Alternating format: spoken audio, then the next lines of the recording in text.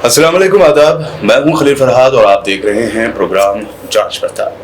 पिछले एपिसोड में BBN channel के एडिटर एंड चीफ जनाब मोहम्मद शब्बीर सर के हाइड्रा को लेकर बेबाक अंदाज बयान को लोगों ने काफ़ी पसंद किया। आज भी एक अहम मुद्दे जीएचएमसी के काम, उसकी जिम्मेदारियां और तरीक़ेकार पर शब्बीर सर रोशनी डालेंगे। तो आइए प्रोग्राम की शुरुआत करते हैं पहले सवाल से। क्या है ग्रेटर हैदराबाद म्यूनिसिपल कॉरपोरेशन या जीएचएमसी? अस्सलाम वालेकुम। मैं आपसे भी बीबीएन के व्यूवर्स का तहे दिल से शुक्रिया अदा करता हूँ कि आप लोगों ने उस प्रोग्राम को सराहना की और हमने गुज़िश्ता ही कह दिया था कि नेक्स्ट वीडियो इंशाअल्लाह जीएचएमसी के ऊपर हम बनाएंगे।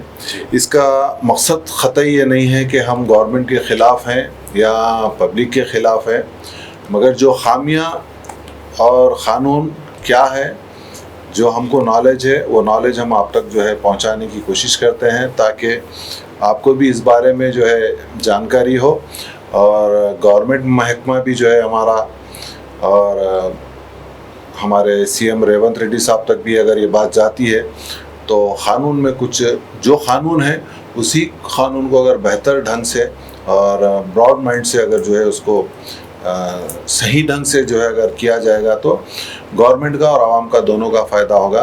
तो हम गवर्नमेंट के अगेंस्ट में नहीं है, ना पब्लिक के अगेंस्ट में। इंशाल्लाह जो हक़ाइक़ है वो बताने की कोशिश करेंगे आप तक। जी, तो यही हमारे आज के प्रोग्राम का भी पहला सवाल यही है कि आखिर जीएचएमसी ये क्या है, इस बारे में तफसील बताइए। देखिए, जीएचएमसी से पहले एमसीएच था, ये म्युनिसिपल कॉरपोरेशन ऑफ हैदराबाद। उसके बाद जीएचएमसी हुआ, ग्रेटर हैदराबाद म्युनिसिपल कॉरपोरेशन। यही मतलब है जीएचएमसी का। और जीएचएमसी की शहर हैदराबाद और सिकंदराबाद की काफ़ी अहमियत रखता है ये महकमा डेवलपमेंट के लिए और हर फलाई काम के लिए। रोड्स है, साफ़ सफाई है, ऐसे हर बड़े डेवलपमेंट के काम में जीएचएमसी का ही ज़ेर निगरानी में होता है और उसी की जिम्मेदारी होती है ये। जी, जो वैसे कि ये तो इंट्रोडक्शन रहा। अब बढ़ते हैं उसके रोल, यानी जीएचएमसी के रोल क्या होते हैं, उसकी जिम्मेदारियाँ क्या होती हैं, ये बताइए। जैसे मैं बताया, जीएचएमसी की जिम्मेदारियाँ, जैसा कॉरपोरेटर्स हमारे पास यहाँ इलेक्ट होते हैं और कॉरपोरेटर्स के साथ एक मेयर इलेक्ट होते हैं पूरों के बीच में। उनकी निगरानी में जीएचएमसी का अमला काम करता है। और जैसे रोड वाइंडिंग है, रोड्स का डेवलपमेंट है, और ड्रेनेज का है, साफ़ सफाई का है, और घरों के परमिशनों का है। ऐसे कई कामों में जीएचएमसी के ज़ेर निगरानी में और उन्हीं के थ्रू होता है काम ये। जी, जैसा कि हम सभी जानते हैं कि जीएचएमसी लिमिट्स में हाइड्रा की कार्रवाइयाँ तेज़ी से जारी है और बड़े पैमाने पर इलीगल इंक्रोचमेंट्स को हटा दिया जा रहा है, मुनज़्ज़म कर दिया जा रहा है। अगर इतने इलीगल कंस्ट्रक्शन हैदराबाद व सिकंदराबाद में है तो ये अब इस वक्त क्यों दिखाई दे रहे हैं? इसके पीछे आखिर क्या वजह हो सकती है? देखिए, इसको सबसे पहले तो समझना हमको ये पड़ेगा और मैं एक बात और खुलासा कर दूं आप सबके सामने। जैसे ही कुछ इलीगल की बात आती है या कुछ होता है तो सारा फोकस ओल्ड सिटी और हैदराबाद के तरफ ही होता है। ये बात गलत है। ये हैदराबाद, सिकंदराबाद, अतराफ़ के गांव कस्बों में भी ये इलीगल मकानात बनाते हैं और बनते हैं। जी, अब ये इलीगल मकानात बनते कैसा है और ये अब क्यों एकदम ये हो रहा है, तो मैं ये बता दूं कि हमारे पास क़ानून जो बनते हैं, मैं हमेशा ये बताता चलूं कि क़ानून हमारे पास बनते बहुत अच्छे हैं, लेकिन उसको अमल में लाने के लिए प्रॉपर ढंग से मौजूदा हालात और लोगों की रिक्वायरमेंट ये जहन में नहीं रखा जाता। एक सीधी बात में अगर मैं समझाने की कोशिश करूं तो जैसा गवर्नमेंट कोई भी आती है उसके अंदर एक पढ़े लिखे लोग, आईएएस आईपीएस, तो डेवलपमेंट के अंदर जो काम आता है वो आईएएस ऑफिसर का जो है मेन रोल रहता है। तो वो लोग अपनी पढ़ाई लिखाई के हिसाब से गवर्नमेंट को मशवरा देते हैं कि ये चीज़ होना चाहिए। एक बात जहन में रखना चाहिए हम सबको, हमारा शहर की बुनियाद 400 साल के ऊपर हो गया रह के, और ये जो आबादी है हैदराबाद और सिकंदराबाद की, मैं समझता हूँ 100-150 साल से तो जो है मकानात बन गए हैं, और अब उसके अंदर जो है गलियों में कोई किसी की छोटी गली, किसी की बड़ी गली, रोड जो है छोटे बड़े, ये सब चीज़ें एक अपना मुकाम रखते हैं, और उसको बदलने के लिए काफ़ी बड़ा वक्त और काफ़ी पैसा लगता है। तो वो डेवलपमेंट अब जो है नहीं आ पाएगा जिस तरीके से नया डेवलपमेंट माधवपुर में, ऐसे शहर के 20 नए शहर में, पहले नया शहर हमारा जो है ब्रिज के बाद जो है काउंट होता था, बिट्स, लकड़ी का पुल, ये सब नया शहर में काउंट होता था। अब भी वो भी जो है पुराने शहरों में शुमार हो गया है। नया शहर अब जो है माधवपुर है, गच्चीबौली है, ऐसे कई इलाके हैं जहाँ पर काफ़ी अच्छे डेवलपमेंट्स आ रहे हैं। तो वो शुरुआत ही जो है उनको अच्छा जो है मिला है कि रोड्स अच्छे बड़े रख रहे हैं, बिल्डिंग हाई राइज बना रहे हैं, यानी हर चीज़ की सहूलत उनको प्रोवाइड करा रहे हैं, और बिल्डिंग वो नाम से बन रहे हैं। और यहाँ शहर में अब किसी के पास 50 गज से लेके 500 गज 1000 गज तक का मकान है ज़्यादा से ज़्यादा, और 1500 गज के बहुत कम मकान है, 100-200 गज के मकान ही ज़्यादातर हैं जी। तो बताने का ये है कि जैसा मैं परमिशन के लिए जाता हूँ जीएचएमसी में, अगर मैं कोई परमिशन के लिए डाल रहा हूँ, तो यहाँ पर सोचने वाली बात यह है कि अगर 200 गज का मेरा मकान है तो मेरे को पूरा 200 गज का मतलब 1800 स्क्वायर फीट जगह होती है जी। 1800 स्क्वायर फीट में वो जो है करीब 2200 स्क्वायर फीट बना ले सकता, 2000 स्क्वायर फीट बना सकता, और एक 1900 स्क्वायर फीट भी बना सकता, मगर 1800 में 1700 नहीं बनाता। उसको परमिशन की ज़रूरत नहीं है, 100 गज के ऊपर को परमिशन की ज़रूरत नहीं है परमिशन की ज़रूरत तो G+1 बना लेना है। उसको सेटबैक्स का उसका कोई भी जो है उसके अंदर उसको प्रोविज़न नहीं है। 100 गज 125 गज वालों को सेटबैक्स नहीं, क्या उसमें सेटबैक्स क्या आएगा जी। मगर अब वही 500 गज वाला अगर परमिशन के लिए जाता है तो आप अंदाज़ा लगाइए उसको क्या परमिशन मिलता होगा। मेरे पास है, मैं आपको एक बता देता हूँ। 560 गज के लिए परमिशन के लिए डाला गया कमर्शियल प्रॉपर्टी को, तो जीएचएमसी 700 स्क्वायर फीट का दिए है, जबकि 560 बोले तो कम से कम मैं समझता हूँ 5000 स्क्वायर फीट का एरिया है, उसके अंदर 700 एसएफटी का परमिशन देती है जीएचएमसी। तो कहाँ से सर्वाइव हो सकेगा? वो जाके जो है इलीगल कंस्ट्रक्शन जो है फिर आगे का जो है करते हैं। तो इससे गवर्नमेंट को भी नुकसान है। अगर वो 5000 स्क्वायर फीट का अगर परमिशन मांग रहा है, पहले तो वो बताया जाता कि एम्बुलेंस आने के वास्ते, फायर ब्रिगेड की गाड़ी आने के वास्ते, तो हमारी जो रोड्स है जी वही देख लो। अब जिस तरीके से है उसी के अंदर उनको तुम अगर परमिशन दो और अंदर ही जो है फायर का जो है सिस्टम जो है लगाओ जी, और प्रॉपर ढंग से जो है उनको जो है काम करने का जो है उस वक्त पे उनको जो है पार्किंग की, सेलर पार्किंग की, अगर कई चीज़ें हैं, अगर चाहे गवर्नमेंट तो इसके अंदर वो कर सकती है। मेरा बोलने का मकसद यही है कि 100 गज वाला अगर 900 फीट के अंदर बालकनी मिला के 1000 एसएफटी बना लेता जी, और 550 गज वाला आपके पास परमिशन को आता है तो टोटल मिला के 3000 स्क्वायर फीट 2000 स्क्वायर फीट का G+3 का परमिशन में भी नहीं देते। तो इससे नुकसान किसको है? गवर्नमेंट को भी है। गवर्नमेंट को क्या क्या नुकसान है? पहला फीस का नुकसान है, जो फीस उसको मिलनी है 5000, 3 फ्लोर का अगर 10-15 हजार स्क्वायर फीट का अगर कंस्ट्रक्शन करता है वो तो 15,000 एसएफटी की परमिशन की फीस मिलेगी उसको गवर्नमेंट को। और परमिशन कम देने से फीस तो गवर्नमेंट को ही कम जा रही है, डिडक्शन हो जाएगा। बना तो पूरा रहे हैं वो। फिर टैक्स, सालाना जो रेवेन्यू है जीएचएमसी का मेन टैक्स वसूली के ऊपर है जी। अब उस मकान मेरा गवर्नमेंट के रिकॉर्ड के अंदर 2000 स्क्वायर फीट का मेरे से टैक्स लिया जा रहा है, बट मेरे पास बिल्डिंग जो है 10,000 एसएफटी की है जी। मगर वो 10,000 एसएफटी की बिल्डिंग में बनाया कब, क्यों बनाया? क्योंकि आप परमिशन नहीं दिए मेरे को जी। मेरे को परमिशन दीजिए, तो मैं अच्छे से अच्छा जो है इसको बनाऊंगा और पूरा जितना है मेरा नक्शा आप तक पहुंचेगा। आपको शुरू पहले दिन भी आपको जो है मैं जिस दिन परमिशन के लिए आवाम जाएगी तो पूरी फीस देगी, और सालाना जब बन के तैयार होगा तो हर साल को टैक्स रेवेन्यू भी जो है बहुत ज़्यादा आएगा। तो कहाँ 10% 15% जो है रेवेन्यू आ रहा है और कहाँ 100% 90% 80% का फ़र्क पड़ रहा है गवर्नमेंट को जी।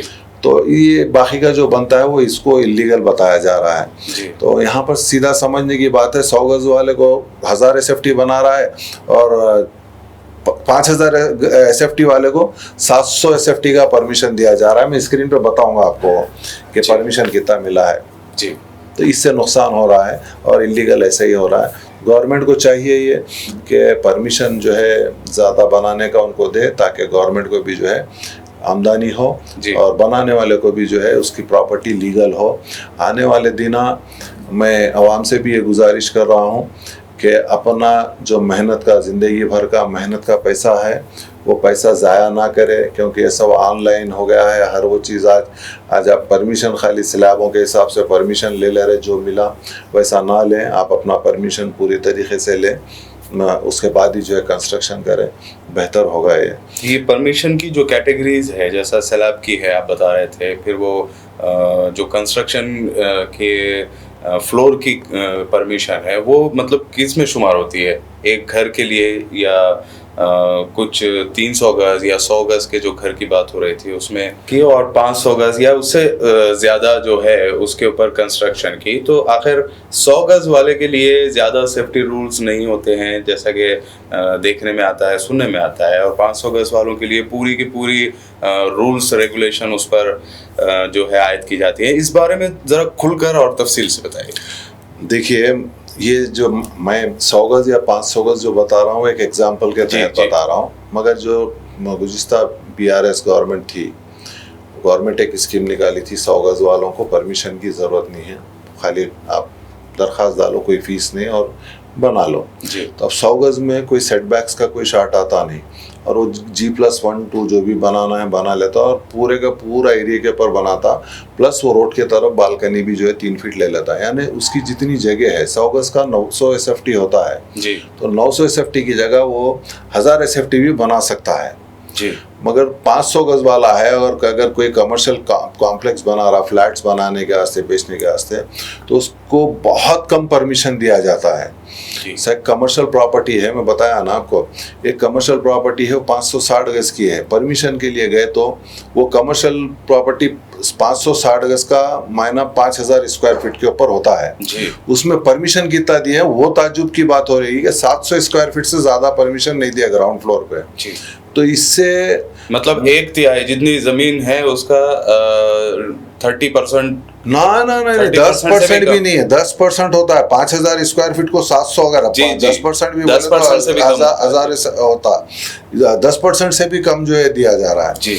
इसका हो क्या रहा है, जैसा हमारे पास गवर्नमेंट के अंदर एक मास्टर प्लान का एक पूरा नक्शा बना के रख दिए सो है जी। वो नक्शा लेआउट जो है सिस्टम में फिट कर दिए। अब आप परमिशन को जाते हैं, मैं ज़मीन 500 गज खरीदा हुआ हूँ, मेन रोड के ऊपर जगह है, मेरे से पैसा पूरा रेवेन्यू रजिस्ट्रेशन में पूरा पैसा लिया जा रहा है हमारे से, मेरे से इन द सेंस आप लोग ये समझ लेके चलिए पब्लिक के लिए बात कर रहा हूँ मैं, तो आप लोग तो पब्लिक का जो पैसा है उनसे रेवेन्यू रजिस्ट्रेशन में पूरा 500 गज का लिया जा रहा है। परमिशन को जाते हैं तो सबसे पहले 20 फीट रोड वाइंडिंग है बोल के वो 20 फीट हटा दे रहे हैं। अगर 20 फीट में 50 फीट का अगर पीस होता है तो कुछ कम 100 गज के ऊपर ज़मीन जो है 120-150 गज ज़मीन पहले वैसा निकल जाती, अब बचती 350 गज। 350 गज के अंदर वो सेटबैक्स ये निकाल देंगे, बीच में इतना पीस का परमिशन दे रहे हो, ये फ़र्क पड़ रहा है। यानी 100 गज वाले को बेनिफिट है और 500 गज वाले को इन सब चीज़ों का प्रॉब्लम फेस करना पड़ रहा है। गवर्नमेंट से ये गुजारिश है कि आप मास्टर प्लान का ये सबसे पहले ये जितना आपका फ्यूचर का, जब कभी भी आपको फ्यूचर में बनाना है आप पैसा रिलीज़ करिए और तोड़िए। पब्लिक इंटरेस्ट के अंदर आपको ये इख्तियारात है कि आप जो है उनका मुआवजा दे के आप वो जगह जो है रोड वाइंडिंग कर सकते हैं, मगर अभी से जो एडवांस में करके रख दिया है और किसी को जो है आप परमिशन नहीं दे रहे तो इसमें गवर्नमेंट का नुकसान भी हो रहा है और जो बनाने वाला है उसके भी काफ़ी नुकसान हो रहे हैं जी।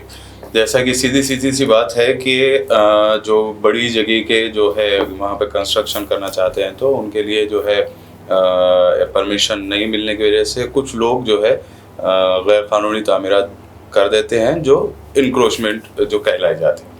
बहरहाल हम देख रहे हैं कि हाइड्रा ने जो है सीएम रेवंत रेड्डी के भाई तिरुपति रेड्डी को भी जो है उनकी एक प्रॉपर्टी को एफटीएल लैंड बताए जाकर उन्हें नोटिस दिया है या फिर उसे भी तोड़ा जा सकता है, ये ऐसी नोटिस दी गई है। लेकिन हैरत की बात यह है कि सीएम के भाई का कहना है कि उनकी जो प्रॉपर्टी है वो लीगल है, एफटीएल लैंड में वो थी या नहीं उस वक्त वो पता नहीं था, अब जाके उन्हें ये बात पता चल रही है। देखिए यही बात मैं बोल रहा हूँ, अब ये बात ये ओल्ड सिटी की तो नहीं है जी, ना हैदराबाद की है, और हैदराबाद के एक बेहतरीन इलाके की है बात, और वो खुद अपने बयान में बता रहे हैं कि लेआउट लीगल लेआउट है, परमिशन के साथ है। तो अब ये बताइए आप मुझे कि इनके भाई ख़रीदने वाले गलत हुए या उस दौर में जो लेआउट रेगुलराइज हुआ, लेआउट परमिशन में है, घर परमिशन में है, उसके बाद वो ज़मीन एफटीएल में या बफर जोन में, ये बफर जोन कब डिक्लेयर हुआ जी, और ये एफटीएल के नोटिसेस लैंड ओनर को कब दिए गए, और जब से मकान बने लोगों के तब से आज तक उनके घर में कितने वक्त पानी आया, ये बुनियादी सवाल है। मैं ये बात बार बार इसीलिए बोल रहा हूँ कि गवर्नमेंट को भी इसके बारे में समझना चाहिए। मैं रेवंत रेड्डी साहब चीफ मिनिस्टर साहब के भाई है और वो आके ऐसा बोले हैं, उनके आवाम पूरी उनके भाई है, जितनी भी आवाम है उनके भाई, समझना पड़ेगा उनको, और उनकी सहूलत के लिए जो बेहतर काम हो सकता है वो करना पड़ेगा उनको जी। ये रेवंत रेड्डी साहब के भाई का घर है या बड़े लोगों के घर। मैं कुछ लोगों से बात की हुई तो वो लोग बोले भाई गरीबों का कहाँ टूट रहा, पैसे वालों का टूट रहा ना। देखिए ये गरीबों का या पैसे वालों का या मिडिल क्लास बात वो नहीं है, बात ये है कि उनका घर तोड़ने से आवाम में एक बेचैनी और एक हैबत, एक वहशत जो है तारी हो जाती है। मैं एक छोटा सा एग्जांपल देता हूँ। अब हैदराबाद में, सिकंदराबाद में, तेलंगाना में रोज़ अननोन लोग हज़ारों की तादाद में गुजर जाते हैं हॉस्पिटल में, बेचारे बीमारी की हालत में बहुत ज़्यादा, क्योंकि वो देखे हुए हम नहीं रहते, लेकिन रोज़ हज़ारों की तादाद में इंतकाल होता है, मरते हैं। मगर वही कोई चीज़ महीनों में, साल में, खादे से में 10 आदमी की डेथ हो जाती है तो कैसा एक हमको जो एक शॉकिंग हो जाता है। 2-3 दिन पूरी मीडिया के अंदर हम लोग जो है वो होते कि ये एक्सीडेंट में जल के, एक्सीडेंट से ऐसा मर गए। तो वैसे ही दहशत एक दिमाग के अंदर, इंसानी फितरत है, तो लोगों के अंदर एक दहशत बैठ रही है। वो दहशत ना बैठे, गवर्नमेंट का ये जिम्मेदारी है। जी हाँ। वैसे ही साल 2010 या उसके आसपास की बात है, जहाँ तक मुझे याद है, उस वक्त की हुकूमत उसने जो है बीआरएस स्कीम जो वो लेकर आई थी, और पिछली जो केसीआर की भी जो हुकूमत थी, इसी स्कीम को उसने तेलंगाना में नाफिज किया था। आखिर ये बीआरएस स्कीम क्या है, हमारे बीबीएन चैनल के व्यूवर्स के लिए इस पर रोशनी डालिए। देखिए ये बहुत अच्छी पहल हुई थी। तेलंगाना अलग होने से पहले 2009-10 में ये स्कीम आई थी कि जितने भी लीगल स्ट्रक्चर्स हैं और कोई भी डिविएशन मींस परमिशन से हट के कुछ जो है बनाए हैं, थोड़ा 2-3 स्लैब ज़्यादा डाले हैं, तो बीआरएस बिल्डिंग रेगुलराइज स्कीम बोल के निकाले थे।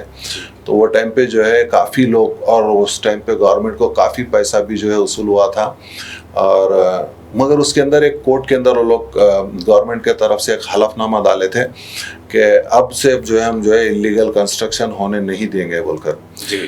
मगर फिर वो गवर्नमेंट चले गए, आंध्रा और तेलंगाना अलग अलग हुआ।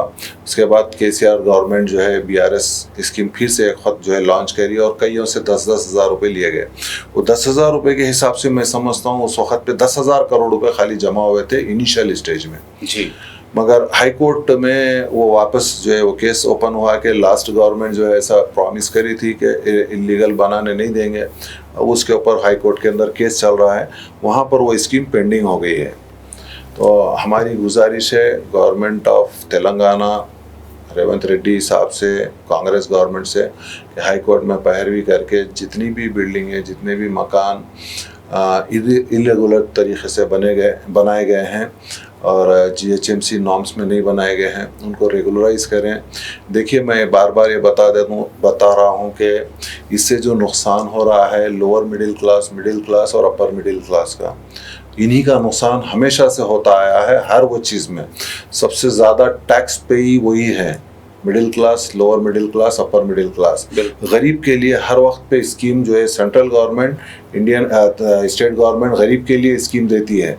पैसे वाले को कोई फ़र्क नहीं पड़ता है, उसका पूरा जो है अकाउंट्स के अंदर जो है जितना भी वो खर्च करते हो इनकम टैक्स में जाता है, यानी पैसे वाले को कोई नुकसान नहीं है, गरीब को बहुत फ़ायदा है। मगर हर वो चीज़ के अंदर मिडिल क्लास फैमिलीज़ को बहुत ज़्यादा इफेक्ट होता है। उनके लिए कोई भी नमूने का, शादी से लेकर हॉस्पिटल तक, अगर उनका कोई भी मैटर, घरेलू मैटर भी आता है तो उस वक्त उनको इतनी ज़रूरत पड़ती है और उनके लिए ना गवर्नमेंट खड़ी है ना कोई दूसरा जो है खड़ा रहता है उनके लिए। तो वैसे ही लोग अपना छोटा छोटा पैसा जमा करके मकान लिए हुए रहते, तो वैसे लोगों को ही नुकसान होगा। हमारी रिक्वेस्ट है कि उन लोगों को जो है नुकसान ना पहुँचाएँ और उनके लिए बेहतर जो है आपकी गवर्नमेंट तो भी ये काम करे कि मिडिल क्लास फैमिलीज़ को जो है हर वो नुकसान से बचाएं और उनको जो है थोड़ा सा खुशहाल ज़िंदगी के अंदर आने दें।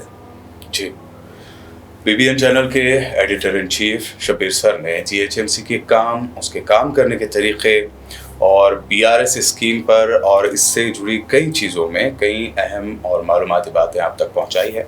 आने वाले एपिसोड में जैसा कि हमने बताया है कि LRS स्कीम क्या है और ज़मीन ख़रीदने के लिए ज़रूरी रजिस्ट्रेशन पर जो बातें हैं, अहम बातें, उस पर हम रोशनी डालेंगे इंशाअल्लाह। एक आखिरी बात मैं ये करता चलूँ कि हिंदुस्तान के अंदर ही, इंडिया के अंदर ही एक शहर है महाराष्ट्र में, बॉम्बे। तो हमारी GHMC को जो है बॉम्बे के BMC से जो है कुछ सीखना चाहिए। वहाँ पर इतनी बड़ी बड़ी बिल्डिंगें बन रही हैं और इतना मेंटेनेंस बेहतरीन तरीके से किया जा रहा है। वो लोग पैसे पूरे जो है फीस के पूरे लेते हैं और इससे जो हम वहाँ की BMC है, मैं समझता हूँ एशिया की सबसे रिचेस्ट BMC है, उनके पास उतना पैसा रहता है। तो वैसे ही हमारी GHMC भी कुछ उनसे जो है सीख के यहाँ से जो है आप पैसा जो है, देखिए गवर्नमेंट में भी पैसा, गवर्नमेंट को भी पैसा जाता है, वो आवाम के लिए ही जाता है। और गवर्नमेंट के पास पैसा नहीं रह रहा है, वो कर्जा लेके करके जैसा तैसा शहर और स्टेट को चलाते हैं। उससे बेहतर है इस तरीके से ही कुछ करके, भाई अब सबको आदत हो गई है जीने की, बस ऐसे चल रहा है। जो कुछ भी आप डेवलपमेंट ला सकते हैं लाइए, बेहतर से बेहतर डेवलपमेंट आ सकता है, मगर हमारे खुद के पैसे पे ही, ना कि गवर्नमेंट को कर्जा लेने की ज़रूरत पड़े। तो BMC से भी जो है, बॉम्बे म्यूनसिपल कॉरपोरेशन से भी वो लोग जो है इस बारे में सीख सकते हैं। बहुत उनका काम बढ़िया है। Thank you. इंशाल्लाह नेक्स्ट एपिसोड के अंदर हम जो है LRS और रजिस्ट्रेशन के ताल्लुक से भी जो है बात करेंगे।